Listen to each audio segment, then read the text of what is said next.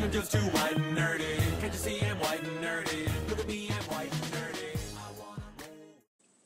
For many decades, the term nerd or geek has been associated with a specific stereotype. We now, however, can talk about the subculture of the nerd or geek as demonstrated through various stereotypes associated with gender, race, and the rise in popularity. This will be discussed in this documentary.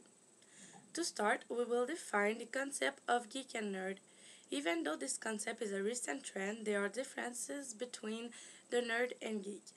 The biggest one is that the nerd aspires to a certain level of true scientist, while the geek aspires to a certain level of knowledge in a specific field of interest.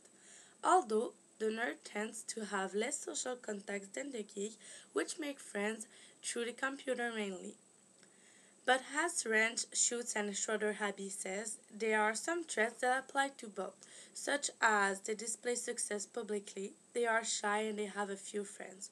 Also, they don't wear fashionable clothes, they're not physically attractive, and they are not athletic. The nerd or geek is highly constructed by gender. Kendall states that nerd imagery can either challenge or reinforce hegemonic masculinity. It sometimes does both at the same time. Therefore, the nerd can very well project male-dominated stereotypes. According to Varma, the nerd originally gained legitimacy because he had masculine traits that were connected with professional achievements, rationality, and empirical knowledge, ideals which came from the enlightened Western civilization. Consequently, nerd culture is based on historical notions of what it means to be male or female. This is illustrated in Cockburn's statement. Technology enters into our sexual identity.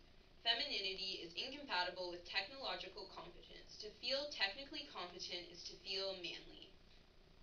The nerd stereotype therefore exudes masculinity through their computer culture. Such ideals belittle female gender characteristics and render women to be seen inferior when it comes to their computer use. It is important to note, however, that as digital technologies have been adopted by businesses and mass marketed, traditional nerd technologies have become mainstreamed and more socially acceptable.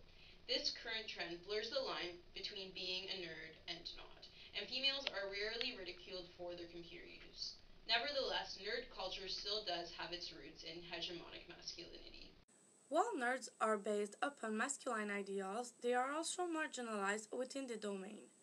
Being a nerd is being part of a separate group of the society, a marginalized group as they don't fit in the normal mold.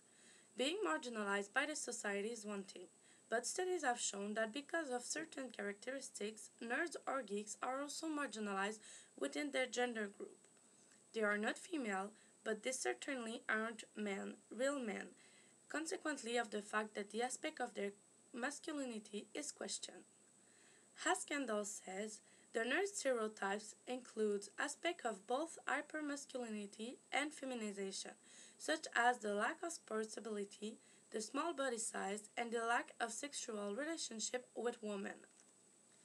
Since nerds do not show any enthusiasm in sport or are socially awkward, it seems that they don't fit in the male gender as a normal male would. So in the end, they are being put aside. Also, since nerds usually have intellectual jobs over physical jobs, it goes against the American culture that still values rugged physicality and total autonomy as primary indicators of masculinity. So it is difficult to be a nerd as a person. But studies tend to show that you aren't seen as a male when you're a nerd, but mostly perceived as an anti-male. The nerd identity is underrepresented in minority groups. Since the 1960s, the gender gap has been much stronger than the racial gap in nerd culture.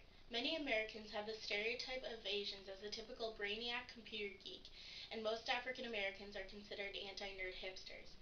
Pop musician Brian Eno considers African Americans anti-nerds because Eno bluntly asks, "What is a nerd?" in a Wired magazine interview. Meanwhile, he responds that a nerd is a human being without enough Africa in him.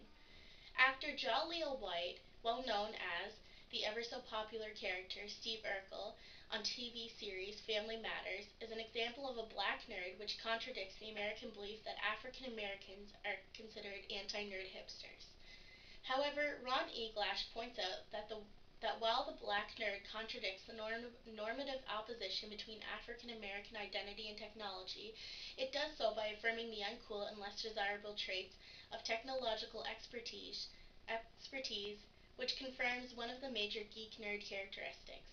Nevertheless, the consequences can be tragic for many African American students and teachers who takes an interest in science and technology, which then leads to the accusations that these black nerds are acting too white.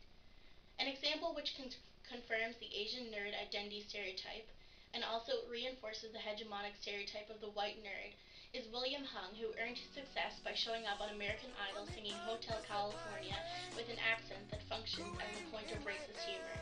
Despite his success, he is often ridiculed in the same way that Asian nerd was ridiculed historically, which functions to confirm the white viewer's superiority over the Asian. More recently, the nerd or geek is on the rise and actually is seen as the new cool. Stereotypes that antagonize nerds historically are not as common. Why is this a current trend? Why is the nerd seen as cool today? This can first be explained by the commodification of nerd culture, in which nerd identity has been pushed into the realm of mass merchandising. This can be seen in the 2004 cult classic Napoleon Dynamite, for example. Its popularity is due to the nerd and quirky characters, catchy music and phrases, weird situations, and vintage style. The film had a merchandising scheme similar to box office movies using t-shirts, keychains, and notebooks, with stills that had catchy phrases such as "Vote for Pedro." Consequently, many fans of the movie sported this merchandise. This gave rise to other nerd paraphernalia such as t-shirts that say "I love nerds." What does it mean to consume nerdom?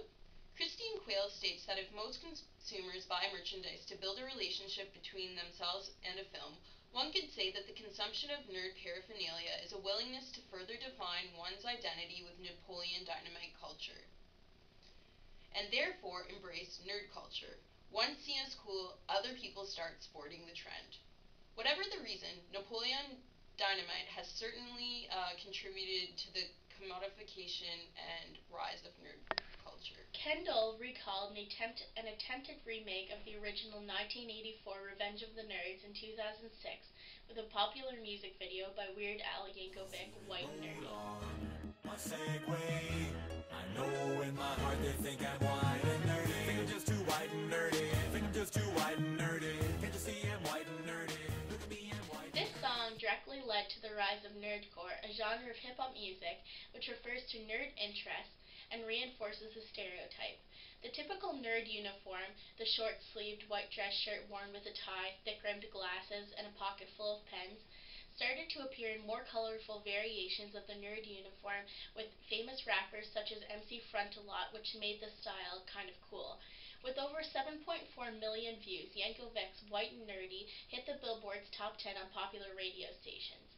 Yankovic himself commented that this is a song he was born to write. He's been doing research his entire life, and he also commented that he himself is a white and nerdy icon. Yankovic's song and his nerd style contributed to the rise of geek chic. Throughout our documentary, we have discussed various stereotypes within the nerd culture. This included the nerd both reinforcing and challenging the traditional male stereotype, the racial gap within nerd culture, and the rise in popularity of the nerd. What does all of this mean? Roland Barthes conceptualized myth as a socially constructed reality which is passed off as natural despite having little actual connection to history. Consequently, the nerd and its various stereotypes, as discussed in this documentary, may actually have little legitimate meaning. It is only given meaning through the consent of our society. Therefore, perhaps you should think again when you decide you're going to label someone as a nerd or geek.